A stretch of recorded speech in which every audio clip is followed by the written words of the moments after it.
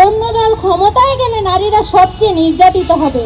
হাসালেন। নারীর গায়ে কারা হাত দেয়? নারীর গায়ে হাত দেয় কাপুরুষেরা। আই হ্যাভ আ প্ল্যান, অন্যের উপর blame. I have a plan, নারী নির্যাতনই তার মেয়ে। আই হ্যাভ আ প্ল্যান, খুন ধর্ষণ ব্লেম। বিএনপি আর কত খুন ধর্ষণ শত শত।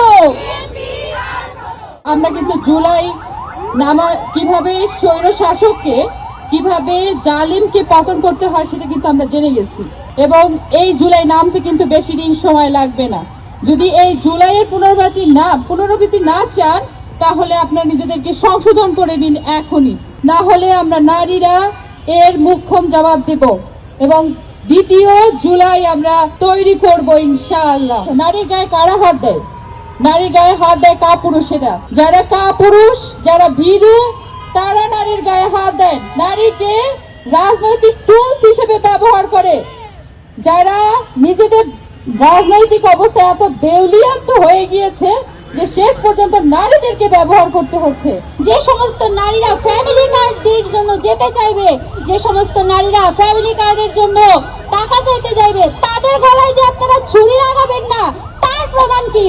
পেশি শক্তির বলয় যে ক্ষমতাবান হয়, সে কোনো রাষ্ট্র ক্ষমতায় যেতে পারে না, সে হয়ে ওঠে জালিম, স্বৈর শাসক। এই জালিমের ঠিকানা বাংলাদেশে হবে না। এবং দেখো দেখো জালিম পালায় খিড়কি দিয়ে, সেই খিড়কিও কিন্তু পাওয়া যাবে না। আপনারা বলছেন অন্য দল ক্ষমতায় গেলে নারীরা সবচেয়ে নির্যাতিত হবে। হাসালেন, আমাদেরকে হাসালেন। আপনারা নিজেরাই নির্যাতন করছেন, আবার আরেকজনের উপর ব্লেম চাপাচ্ছেন। তাহলে তো আমাদেরকে বলতেই হচ্ছে আই হ্যাভ আ প্ল্যান, অন্যের উপর ব্লেম। আমাদেরকে আরো বলতে হচ্ছে আই হ্যাভ আ প্ল্যান, নারী নির্যাতনই তার মেয়ে।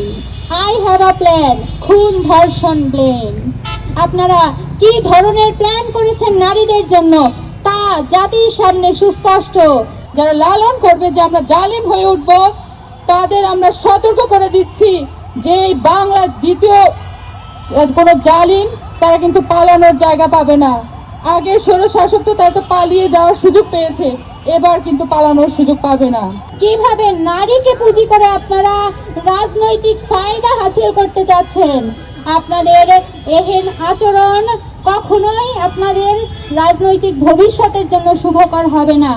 নারীর নিরাপত্তা রাজনৈতিক কোনো ইস্যু নয়, নারীর অধিকার, এটা মৌলিক অধিকার। এই মৌলিক অধিকারকে যদি নিশ্চিত না করতে পারে, তাহলে কিন্তু আমরা শঙ্কা এবং উদ্বেগ প্রকাশ করছি। আমরা তাদেরকে সতর্ক করে দিচ্ছি এখনো যে আপনারা নিজ দলকে এখনই সংশোধন করে নিন।